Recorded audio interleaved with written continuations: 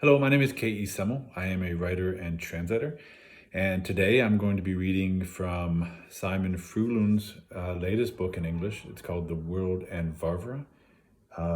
It is coming out in my translation on October 16th from Spuyten Duyvil in New York City.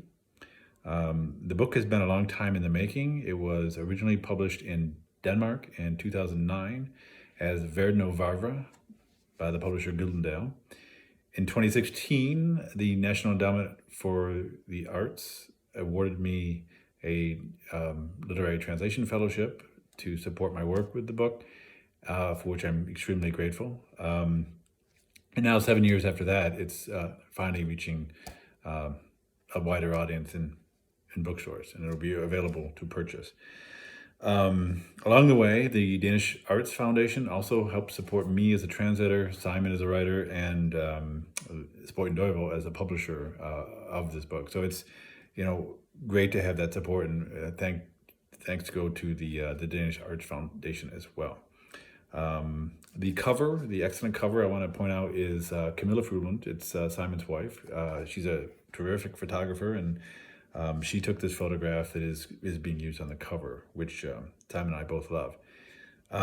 Today I'm just going to read from the beginning of the book, a couple pages, and just to give you a sense of the flavor for Simon's style. This is his third book in English, after Civil Twilight, which is going to be reissued by Spuyten Duyvil next year, as well as Milk and Other Stories, which is a collection of short stories originally published in 2013 by the Santa Fe Writers Project. So each of his books have followed a progression, and this is a progression that follows from Civil Twilight's his spare prose, you could say. But this takes that spare prose and takes it a little bit farther and turns it into a wider, broader narrative. So, starting with 1. Varvara Eng was born in Tusanes. She appears in one of Per Højholt's poems, but she's not his invention. She's not mine either. She is real. She wears orthopedic shoes. She has a lover named Knud.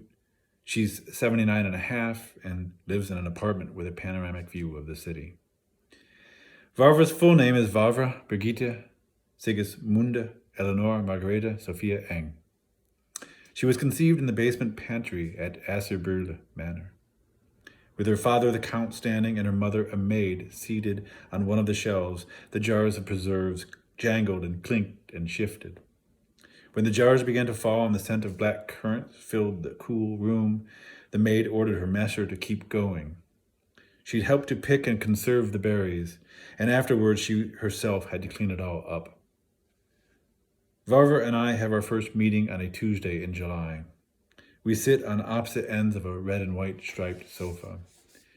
We drink a white tea that Varvara says comes from China. I turn on the recorder and ask a single, rather cautious question, and soon she's telling me about her early childhood. I once read that it was so cold at Lenin's funeral that the musicians had to wipe their instruments with vodka so their lips wouldn't stick. That's about how chilly it was on the January day some 80 years ago when Varvara entered the world. It was 7 degrees and windy. Down in the basement, the boiler man, who was also the gardener and had a club foot, moved like a pendulum back and forth between the coal cellar and the furnace.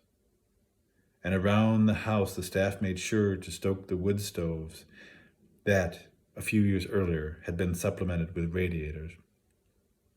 A doctor had been called in from Holbeck, but as time passed and the contractions grew so strong and frequent that Varvara's 22-year-old mother nearly passed out, the Count grew increasingly nervous. In the end, he sent for the cook. Approaching the mustard-yellow 4-poster bed where the young Countess lay, she shot the Count a condescending glare. He asked one of the maids to help out, and then with pensive steps went down the wide, thickly carpeted stairs. He continued into his beloved smoking room, where long meerschaums and porcelain pipes hung on the walls, and there he sat reading Staatstiesende, the Berlinske Aftenavis, and Holbeck Amts Venstreblad, which, though liberal, was at least local. And every so often he got up and walked to the window to watch for the doctor. Now and then he went to the stairwell and tried to determine how things were coming along by listening to the groans from above. The doctor never showed, and he wasn't found until his body washed ashore several weeks later. Apparently, his car had broken down, and he'd attempted a shortcut across the ice. A writer is helping Varvara Eng write her memoirs, and that writer is me. It was an arrangement brokered by my publisher. It was accompanied by a check, which I immediately cashed, and along with a few admonishments that I barely heard. And I've promised to complete the manuscript in 8 weeks. The book is to be published when Varvara turns 80. I want a writer, she told my editor. I want someone who knows how to lie without being exposed.